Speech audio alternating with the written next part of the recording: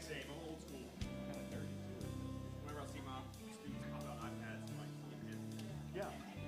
I cannot take notes on a pad or anything. it's too slick. Because I press. I press really hard when I write. If I try to do the Same exact thing. I need to know that I'm writing something. Yep. And it's the only way I can recoil it. Recoil. Muscle memory. Yeah, exactly. That means old, though, I think, too, though. Now they're just young. Really? That's what I say. I'm like, I'm not old, you're just young. I'll go with that. Yeah. All set? Yeah, ready to go, man. Hi. Want to welcome everybody to Neighbors Church. If I haven't met you yet, my name is Trevor Rook. I'm the pastor here. Very excited about this talk that we're going to have. Jonathan Redding, some of you have told me that you're familiar with him and that you're excited to hear him speak. This is a conversation that he has given in other places before, and his reputation precedes him because people have talked about the information that is given during this, and it's an important time to hear it too. So just some housekeeping real quick. There's restrooms down the hall there on either side. There are cookies, fruit, coffee, hot tea, and water. Please get up anytime you need to have something there too. So if you just join me in welcoming Dr. Jonathan Redding. Thanks, man. Can everybody hear me? Yeah? One of the things that I take pride in is I have not had a teacher ask me to speak up since like 6th grade, which is really helpful, right?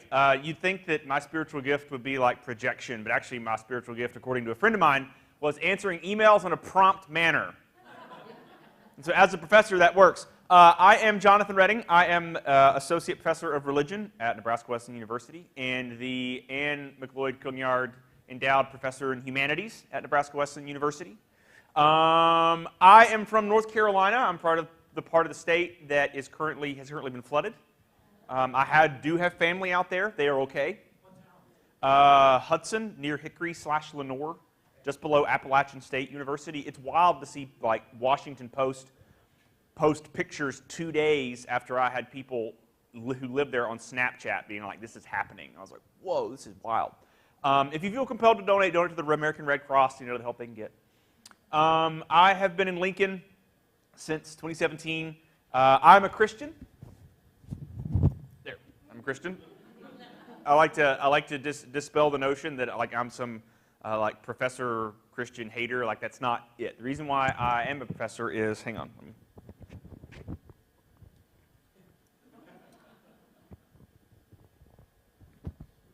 I'm a professor because I'm Christian. Like I said, grew up in rural North Carolina. I like to call it Klan country, where the Ku Klux Klan was very active.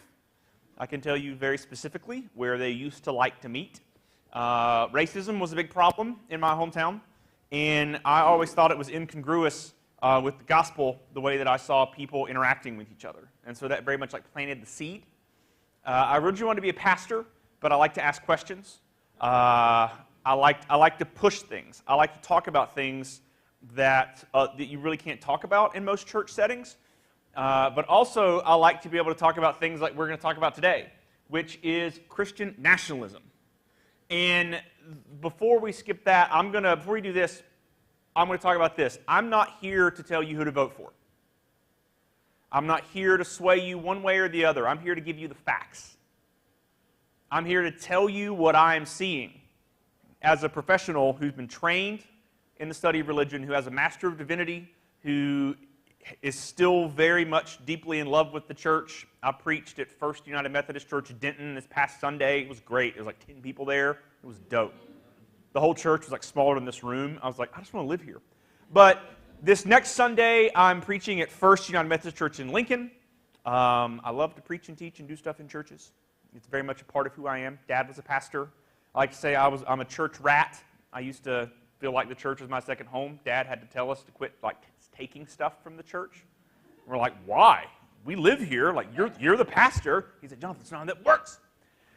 I'm here to give you facts. This is not a political axe to grind.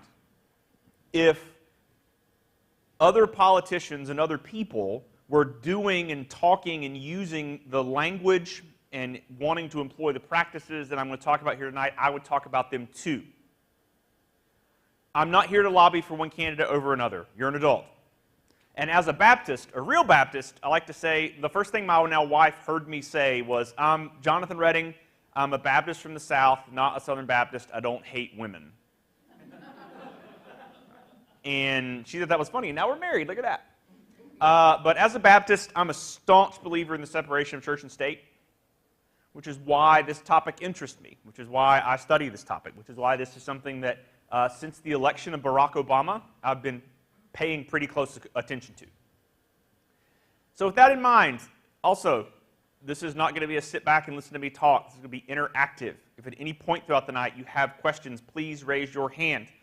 There will be a time at the end for Q&A, but I'm not the kind of guy who's like, wait to the end, wait to the end, wait to the end. Like, I want to know what you're thinking, feeling, what questions you may have. But the first thing you have to do is, if you are by yourself, you have to find a neighbor. If you're at a table, talk at your tables. Because, y'all, this is like the 4th or 5th time in the last 2 to 3 months that I've had someone reach out to me about coming and talking about Christian nationalism. So I want to know, A, well, why did you call me here? Why did you ask me to come? And or B, why do you think so many people want to talk about Christian nationalism? Why do you think so many people want to know what it is and why it is? So I'll give you 3 minutes, and if the conversation is still going, I'll give you an additional minute. But turn to a neighbor and talk. Go. Sorry, please.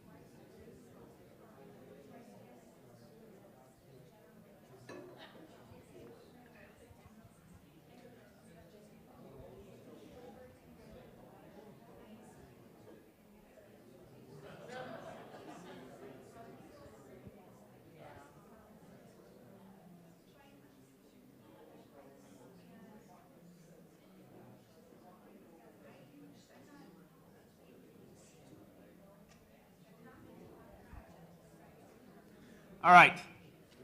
I need 3 volunteers to share what the conversation at your table or in your grouping was like. 3 volunteers. And I will call on you if you don't volunteer. Yes, right there. What it is. Have facts.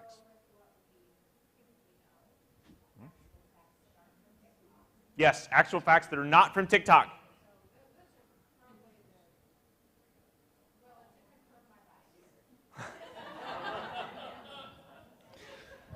To confirm your bias. This is going to be fun. That's 1. Well done. You get a gold star. Your table gets a gold star. 2 more. 2 more volunteers. I will call on people. Yes.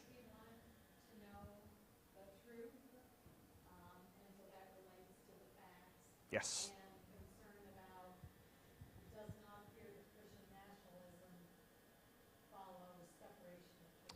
Yes. Yes. Spoiler alert, it does not. Un más. 1 more. Yes, right there. What do you mean, why now? Why? Why the emphasis on Christian nationalism now? Raise your hand if you play golf. You know what he's just done? He's teed me up. See what I did there? So the reality is this. Christian nationalism is not coming to the United States. It's already here. And what you all have said is very much in line with what others have said, because there's like a general sentiment, like a general feeling that people are hearing. Because, you know, people are smart. We're very perceptive. We notice patterns before we even really know what we're looking for. And so I feel like it's people like me who study religion to help us put those pieces together. But Christian nationalism in the United States, so every movement like this has its origin. Every movement like this has its motivation. And Christian nationalism in the United States is based on a lie.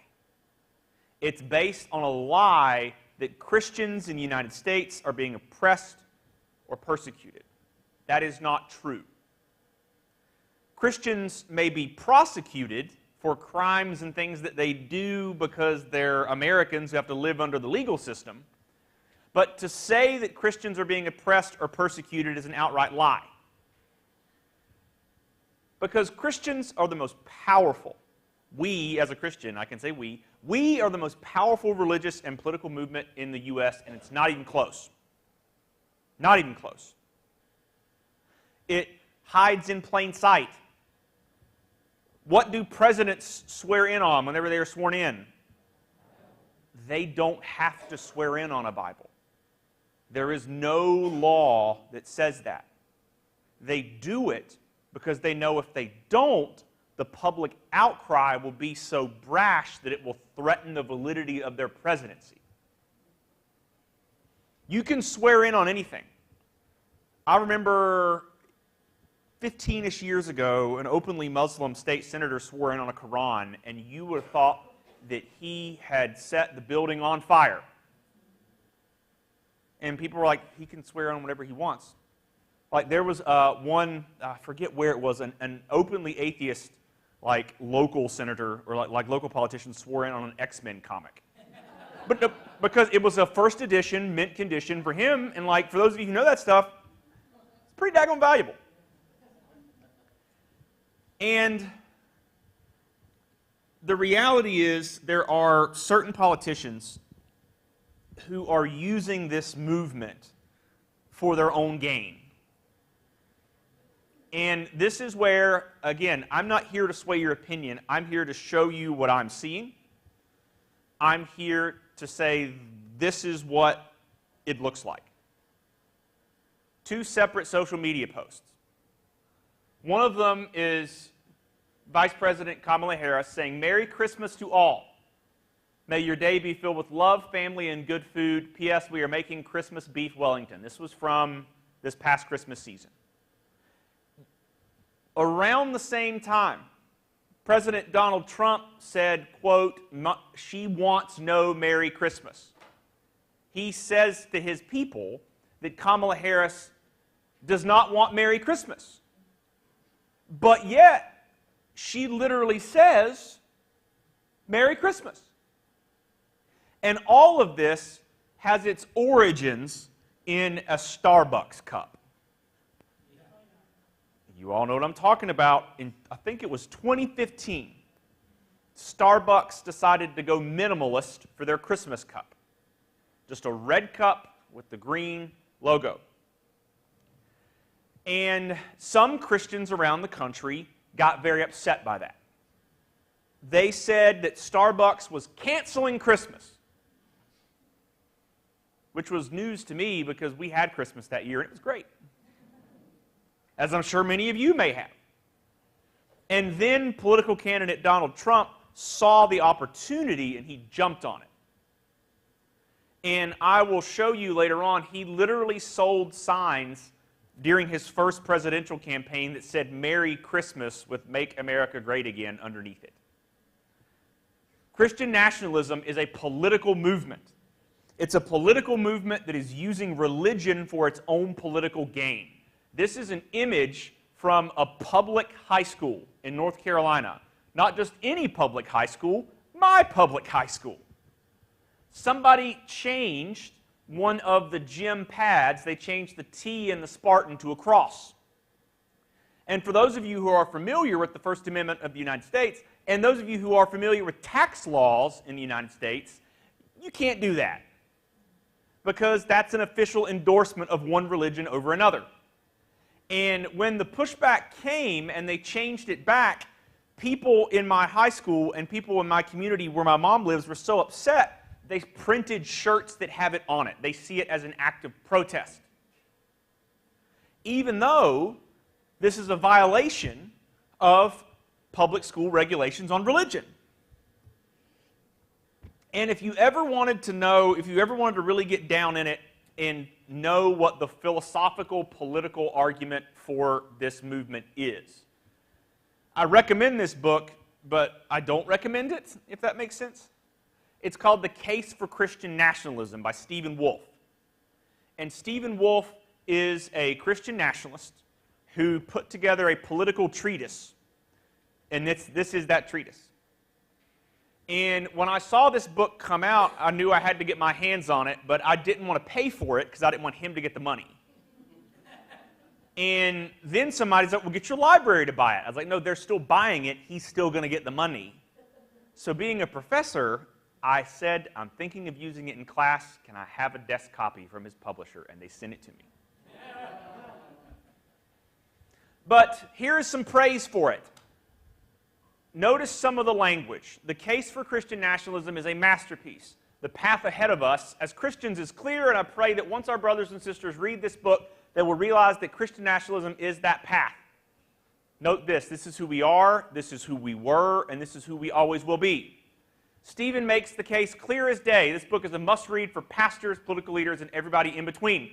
Andrew Torba, best-selling author of Christian Nationalism, a biblical guide to taking, look at the language. What word?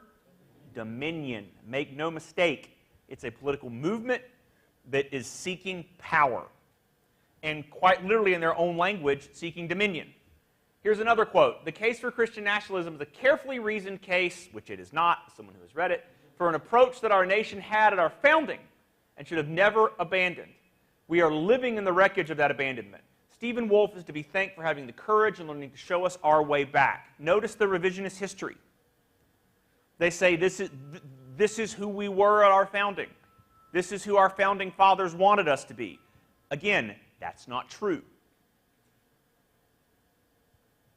The Federalist said this: "Wolfe gives Christians a coherent intellectual foundation that can withstand the gale force winds of our age. But political theory cannot enact itself." Do you hear that language? It cannot enact itself, implying that someone else is going to have to enact it. It's a very militant movement in what it does and how it does it. Christians must have the courage, what word? Another key point. The manliness, fortitude, and strength to lay the groundwork in the decades ahead for what assuredly will be a multi-generational effort. And if you look all over social media, you see things like this. This is a political candidate who posted this and said, you can't have the flag without the cross. That's Christian nationalism. In fact, somebody the other day gave me this pin that she got in the mail unsolicited. It's an American flag with a cross. And she thought, I wanted to send it back, but I didn't want to pay the postage. I'm like, well, if you send it back, then they may give it out to somebody else, but you can give it to me, and I'll just not let anyone have it except for me. You get memorabilia like this for sale.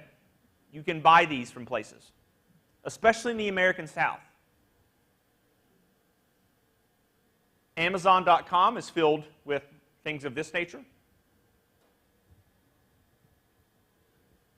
Again, A, this violates flag code. If you've ever read flag code, you're not supposed to do that kind of stuff with the flag. But B, it also grossly wields Christianity and America together. And C, it depicts Jesus as a white man. That's really important. Really important. These things that they believe and what they think are right hide in plain sight.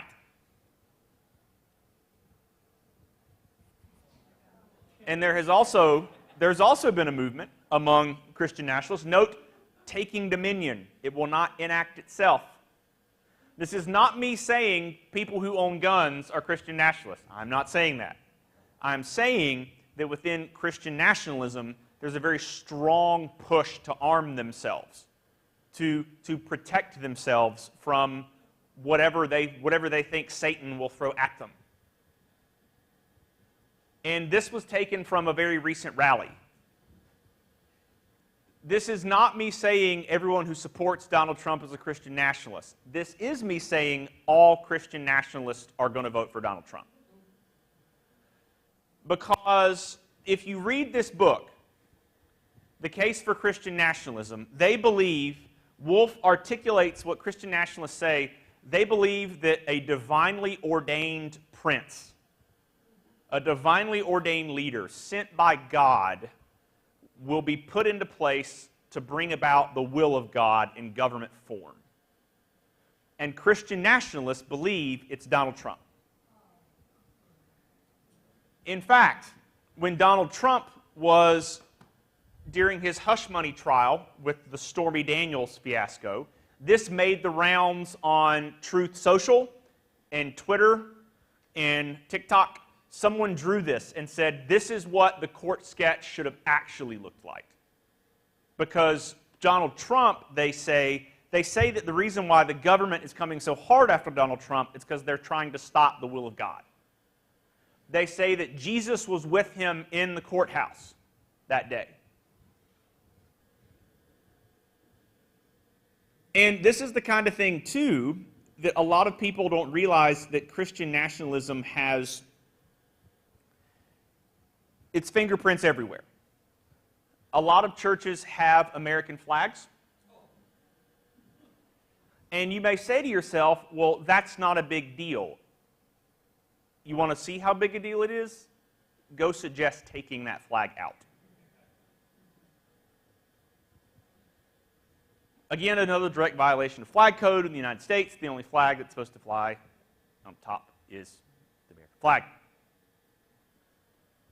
And that flag that you see up top is the Christian flag. It's a flag that Christian nationalists have taken as their marker of identity. They frequently fly it with American flags like you see here. Now, this is not me saying everyone that has that flag is a Christian nationalist. What I am saying is that all Christian nationalists use that flag. In fact, at the January 6th insurrection, there were multiple Christian flags that whenever they busted in, harmed people, killed a man, they were waving this flag, and they were saying they were doing it in the name of Christ. And there are entire massive church services and entire churches that build their whole identity around being American. Notice that the lyrics up there say, this land was made for you and me. The choir is wearing red, white, and blue robes. Everybody has little American flags.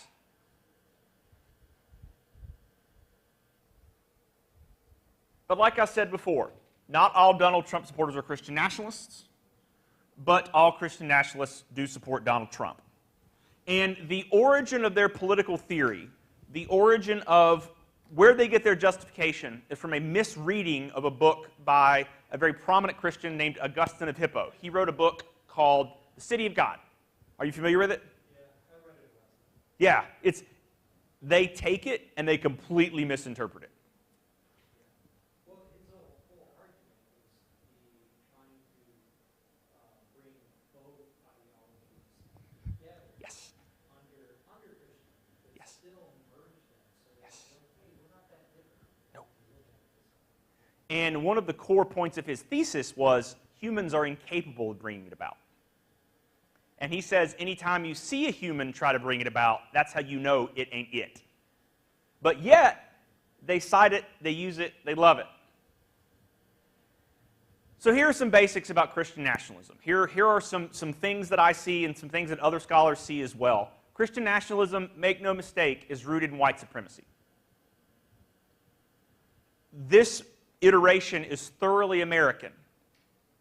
There are other versions of Christian nationalism happening right now across the globe, but each one is unique to its specific place. The one happening here is uniquely American. It was anti-Catholic, but it is not now. It has shifted. They do need that vote. We're going to get to J.D. Vance. It is very sexist. It is very authoritarian. They do not want a small government. They want a big government that they can control, that they can use.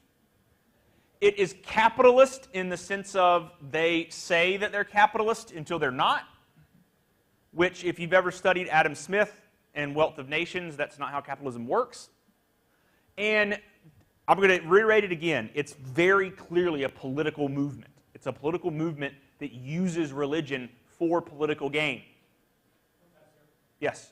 capitalist, is that the bridge between Christian nationalism and the prosperity gospel? Yeah, absolutely. No one's asked me that question. But yeah, I think so, absolutely. Thank you. Yeah. The prosperity gospel is very big in the state of Texas. And Christian nationalism, their like national hub is a lot of big churches in Texas. So I hadn't thought about that. You get 5 gold stars. Yes? There are no dumb questions.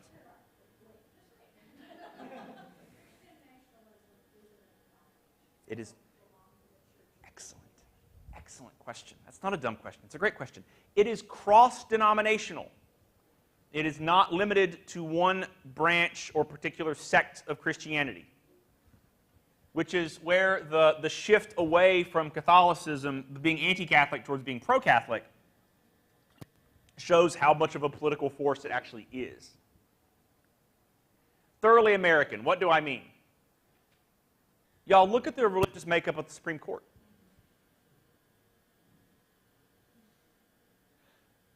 We are in the process, in the state of Nebraska, of voting to subsidize private religious schools with public money.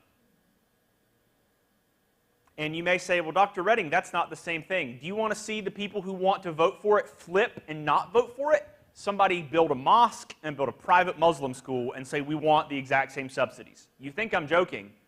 Do it. That'll stop that conversation quick.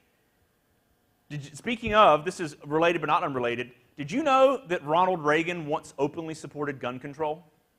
He wanted stricter laws, as did the NRA. Do you know why they wanted stricter gun laws?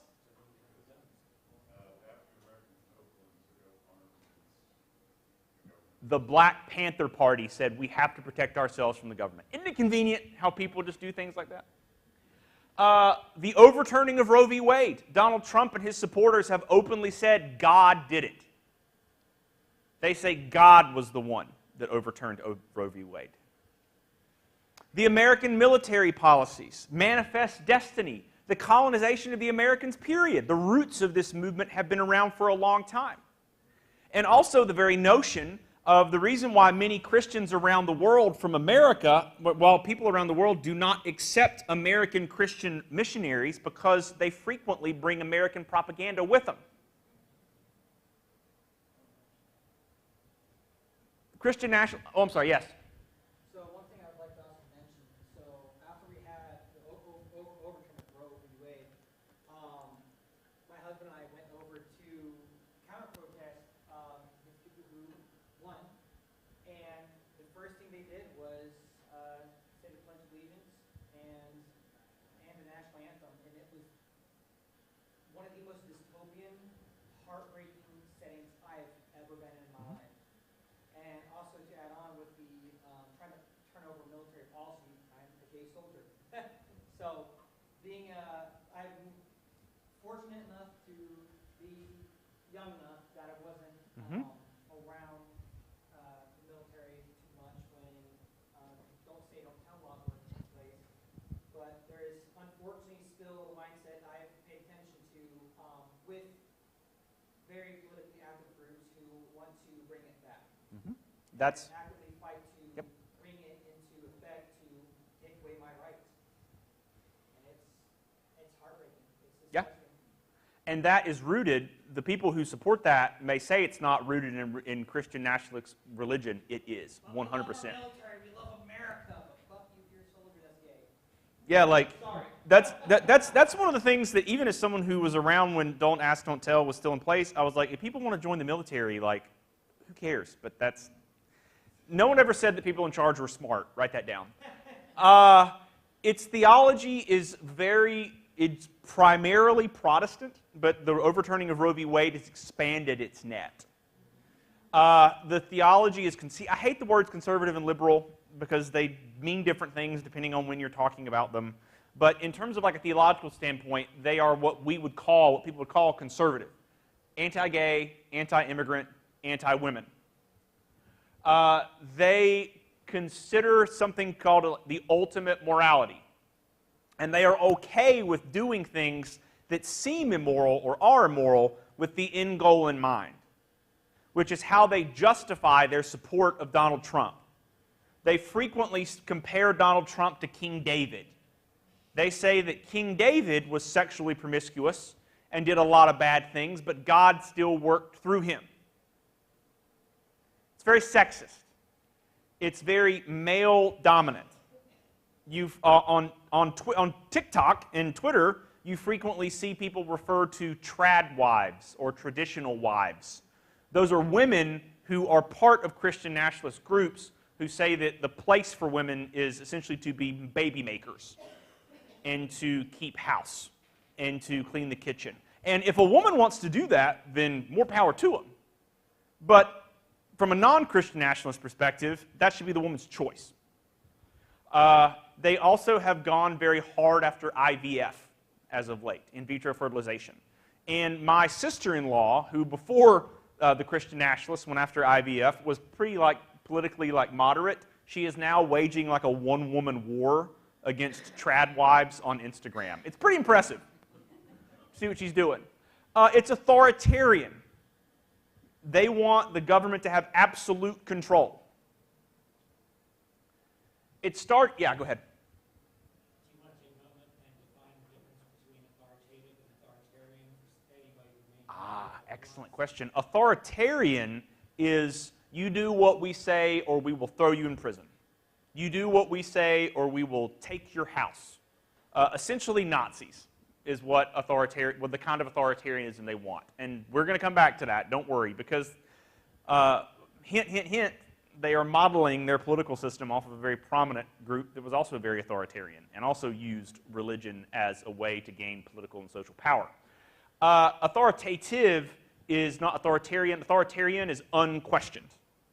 Authoritative is more just like, this is something that we should strive to. This is something we should look toward. This is something we can trust. Here are the facts. Authoritarian is, I'm in charge, you don't get to ask any questions. J.D. Vance, he was the nut that I could not crack. He was the nut that when Donald Trump selected him, no one had a clue why. because he doesn't have the political experience. He's not particularly well-spoken or charismatic. He's young. And then I remembered Christian nationalists. He is a Christian nationalist Catholic. He is a member of a group that call themselves post-liberal Catholics. And they see big government as the solution, not the problem. They want a muscular government that they can control. And they openly lobby for a theocratic style government. They are also, I think, what's called, what is it? It starts with an L, but it's that they used to be called that, but now like we're calling them post-liberal. Say again? But even a buddy of mine is libertarian, and he wouldn't touch J.D. Vance with a 100-foot pole, because this is not libertarianism. Big government is not libertarianism. And Vance is very much the figurehead for that movement, politically. Because of his upbringing and his perspectives, he believes that we have to go back to the way things were, hence post-liberal. They see the modern moment as being liberal, and that the only way to solve it / fix it is to go back to the way things were. And they are the ones who say that they get to control what it is. It's very capitalist. Oh yeah, go ahead, sorry. So, on that, like, the idea of post-liberalism, could it be that, like, all societies in general, that once we start correcting, you know, from one extreme, we correct from that extreme, one side, and go too far to the opposite end, and then eventually we're just going to end up going back again. Yes. It's a cycle. Yes. Yes. It very much is a cycle. And right now we are seeing the pull back the other direction. Because for Christian nationalists, the election of Barack Obama was seen as a catastrophic failure. They saw it as a dire, metaphorical and literal, call to arms because of the misinformation spread about Barack Obama. And so they see themselves as pulling the pendulum back. But the problem with the Christian nationalist movement is they're not letting the pendulum swing, they're pulling it with the goal of holding it. And this is what I mean whenever I say they're capitalist. They say that the invisible hand of the free market determines who succeeds and who fails, based on the belief that God chooses who succeeds and who fails, and to step in counters God's will. They follow this perspective until they don't. Hence the subsidying of private schools. It's also the same rhetoric they use to say in vitro fertilization is not godly. They say that if God wanted you to have kids, you'd have kids. And if you step in through in vitro fertilization, you're interfering with the will of God. And like I said, they are overtly political, using religion for political gain. Because it is a blueprint that historically has worked well. And whenever I say well, I mean it got them in power. One of the first things that Hitler and the Nazis went after was the Christian church in Germany. They said, in order to receive special treatment from the government, you have to do what we say. It started like that, but as they got more authoritarian, they clamped down even harder. So much so that secret churches began to form underground to fight what is called Nazi positive Christianity. If you want to search and look more into that, that's what you Google, positive Christianity. Here are some basic beliefs.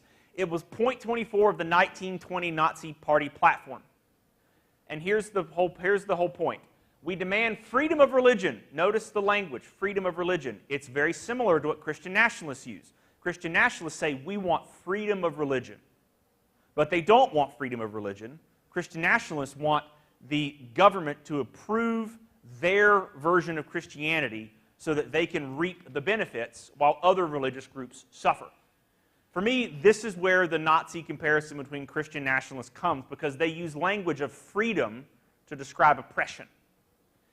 For all religious denominations within the state, here's the twist, so long as they do not endanger its existence or oppose the moral senses of the Germanic race. Christian nationalists have openly said that people who do not support them should lose government support. The party, as such, advocates the standpoint of a positive Christianity without binding itself confessionally to any one denomination. Sound familiar? It combats the Jewish materialistic spirit within and around us and is convinced that a lasting recovery of our nation, remember what we said about praise for Christian nationalism? They said we have to go back to that. Can only succeed from within on the framework of the common interest over individual interest. Big government, authoritarian. And this is where things really get spooky. This is where, when people hear me speak, they're like, Dr. Redding, you leave me kind of freaked out. Yeah? How does that reconcile with some of the evangelicals' belief in Judaism and Armageddon? What if I told you evangelical support for Judaism was not what it seemed? That is political too. Because evangelical support for Judaism is only so that Jesus can come back. It is not for the sake of Judaism. And the thing that evangelicals who are rampant in support of Judaism will not tell you is they believe that once Judaism has been fully established again in Israel, Jesus will come back and 2/3 of the Jewish population will die instantly. And the remaining third is kept alive to turn to Christianity. So that's what I mean when I say that evangelical support for Judaism is not what it seems. This is a book burning in Nazi Germany. This is a book burning in Nashville, Tennessee, by a pastor. He burned books, he rallied his congregation together, and they burned books that were deemed un-American, that they deemed to be queer, and they deemed to be witchcraft. Twilight, Harry Potter, things of that nature. Again, the whole Harry Potter thing. I'm like, hey, 2006 called, like, they want their issue back. Like, I had my qualms with Harry Potter, but just because of the creator, but that's a whole other discussion. Yeah? How is this any different than the pre-Renaissance, where the church was doing book burnings, or even before the Come on. It is not different. I remember when I saw this image, when I was doing my research, I was horrified. Absolutely floored. Like, because I did my PhD at Vanderbilt, and no, that's not me showing off. And I know exactly where this church is. I would drive by it almost daily. And what's nuts about it, too, is look how many people are just there. We already talked about that. This is a billboard in the American South. There's a pack called the Make the Gospel Great Again pack. And this is the language. Remember I said in this book they believe that a Christian prince will rise and take power and take control? They believe Donald Trump is the Word made flesh. This is John 1:14. So what they do is they take the Bible and they interpret it as they need it, as they see fit. And what they've done here is they've literally taken a gospel verse that tells us that Jesus, the Word, put on flesh, and they apply it to Donald Trump. There again is a Christmas sign. This was when he was in the White House. There's the signs I was telling you about. This is also something that people are making a lot of money off of. This is the presidential prayer coin. They believe that Donald Trump is the fulfillment of Isaiah 45:1. Thus saith the Lord to his anointed, to Cyrus. Cyrus is the king who ended the Israelite exile. For those of you who don't know your biblical history, he ended the second exile and allowed for the temple to be rebuilt. He's a major figure in the Hebrew Bible. They see Donald Trump as being Cyrus. To Cyrus, whose right hand I take hold to subdue nations before him and to strip kings of their armor, to open doors before him so that gates shall not be shut. You can pay $45 for it. Gates can't be shut, but we can build walls. You said it, not me. On the 2018 National Day of Prayer, Donald Trump declared outright victory with no evidence whatsoever. He said that more Americans now say "under God" and "Merry Christmas" since he got elected. No data, no support, nothing. That's what I mean when I would say that Donald Trump is not a Christian nationalist. He is just using them. He is using them and exploiting them because he knows that when they see this on the whitehouse.gov website, they lose their minds. Yes? But they're using him too. Uh-huh. Come on, come on, come on, come on. Because they Come on. know that they can get him to do whatever they want if they pay him enough. Or stroke his ego enough. Or, yeah. Keep him out of jail. Yes.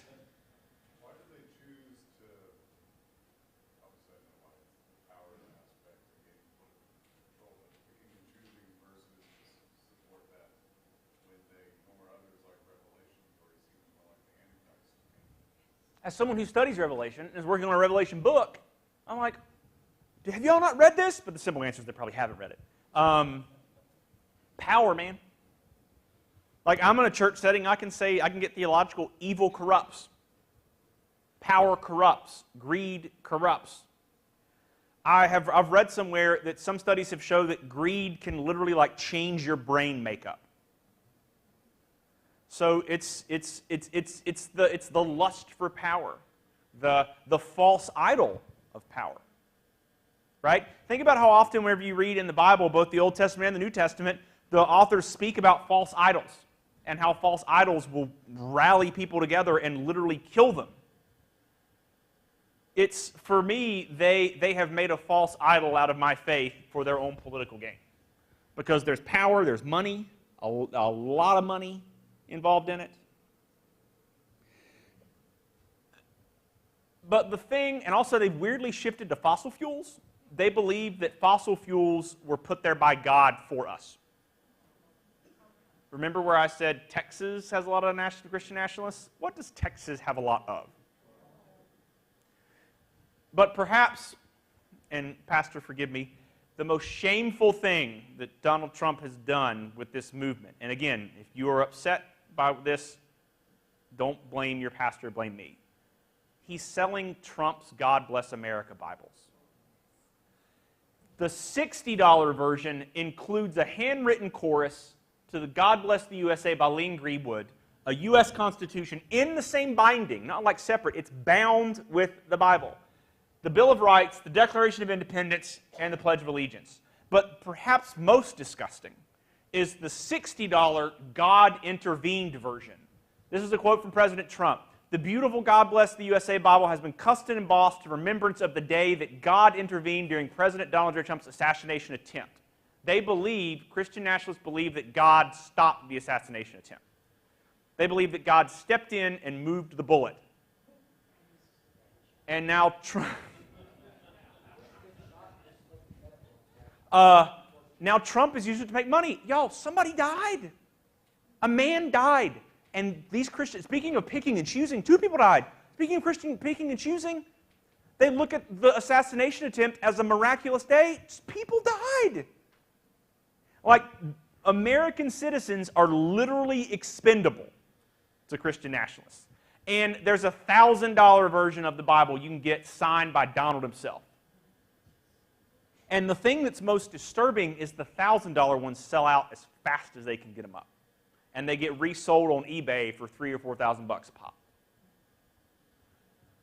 But Donald Trump is not the only one. This is what I mean whenever I say it's a much larger movement beyond Trump. Because Ron DeSantis originally was their guy. Ron DeSantis, following 2020, was the guy who the Christian nationalists rallied around because Donald Trump did not say whether or not he was going to run again. And that's why this is an official sign, an official campaign slogan from Ron DeSantis: God above government. And he ran on that platform. He ran openly as a Christian nationalist. So this is where people are like, well, what do we do? How do we handle Christian nationalism? Well, I'm not telling you who to vote for, but I am telling you to vote. Because Christian nationalists don't want us to vote. Christian nationalists, I'm assuming no one in here is a Christian nationalist, because if you are, then I don't really know why you're here. But they don't want us to vote, which is why a lot of states are making voting harder and harder and harder. Friends and family don't get a free pass. Whenever tough conversations have to be had, sometimes we have to have them. Talk to people that you know and care about. Right? Like, I'm doing this not because I like talking about Christian nationalism. I'm doing it because I want people to know about it so that we can stop it.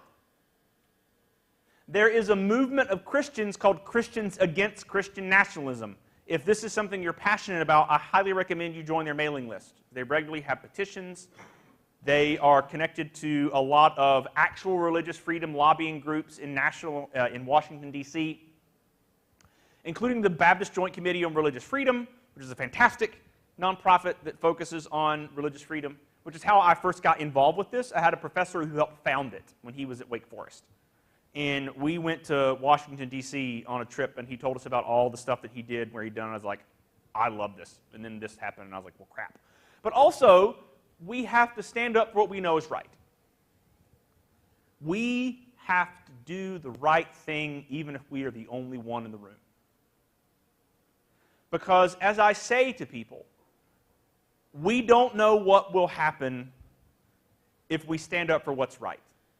We don't know what will happen if we will do these things, but we know what will happen if we do nothing. And so forgive me if that comes off as overtly political, but it comes from me, I'm doing it as a Christian. Because throughout history, when the government and Christianity are wedded together, Christianity suffers. The people who, this is where Christians actually get oppressed. Dietrich Bonhoeffer was killed by the Nazi government because he was the wrong kind of Christian. Yes. Yes.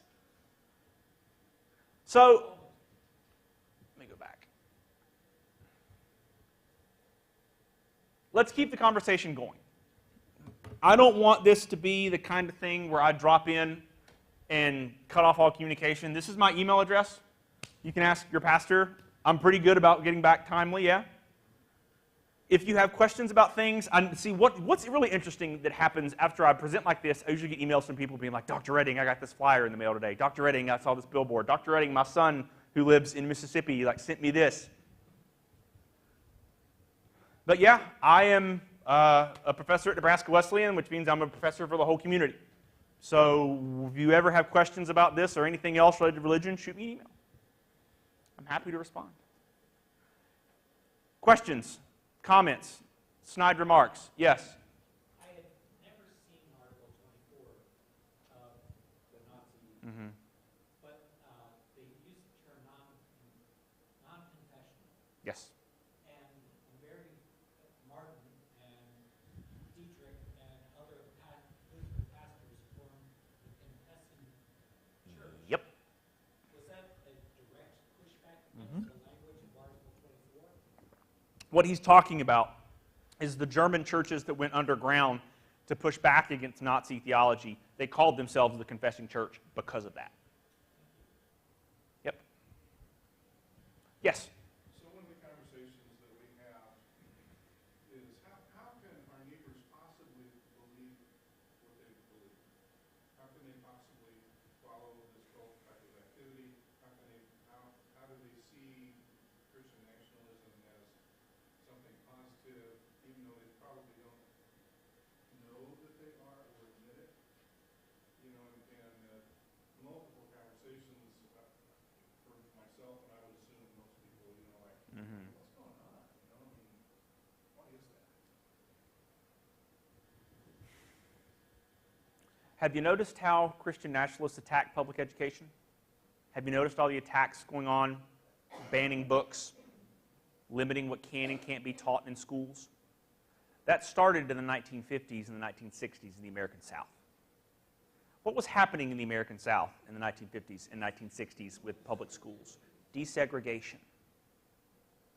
So the why, the big meta why, is this is what white nationalists, white supremacists wanted whenever they began to gut public schools in the 50s and 60s. Because if you have a robust public education system, this kind of stuff gets squashed.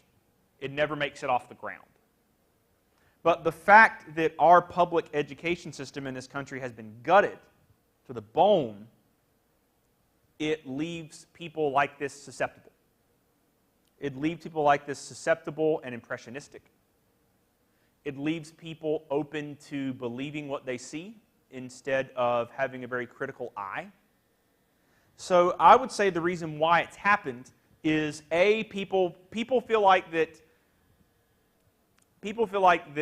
it's someone else's fault that things are the way they are. Instead of us looking in the mirror and being accountable for decisions that we have made and decisions that we have been party to. But also, I would say it's because they just, forgive me if this comes off as flippant, they just don't know any better. I mean, they get, this is the kind of thing that, I know that's not an excuse, but like I guarantee if you were to ask people why they were there and really press them beyond the first question, they'd be like, they don't know. Because their pastor tells them it's okay, and so they just do it because they trust their pastor. And also, there are very few Christian nationalists of color. 99% of Christian nationalists are Caucasian. So I would say it's something very deeply rooted in the failings of the public education system in this country, and also from a Christian perspective, the failings of Christian education. As someone who was raised Southern Baptist before the Southern Baptists lost their mind, when the Southern Baptists in the 70s and 80s, whenever they had the fundamentalist takeover, do you know where they started? The seminaries. They knew if they could control the seminaries, they could control what pastors are being taught, and if you can control what pastors are being taught, you control what congregations are being taught. Does that make sense? Yeah. I know that's a big answer, but like... Well, there's also, the brain is a fascinating organ. Yes. And one of the concepts that's been presented to me is that some of us have different abilities of how we think. Mm-hmm. And for example, when I was a very young Christian, I just wanted someone to tell me what to believe in. Mm-hmm. And I'm there. You just tell me what to believe, and I'm there. Okay. And it wasn't until some maturity and some ministry and some contrary ideas where I started to have being encouraged to think for myself and started looking at to realize that our faith is all about wrestling with God. Yes. Literally. People quite literally wrestle with God. And people are like, what's that story mean? I'm like, what do you mean, what's that story mean? But sorry, continue. And other people have the ability to kind of see both sides of things, Mm-hmm. And then there are those that have the ability to be good leaders and really see the whole picture. I'm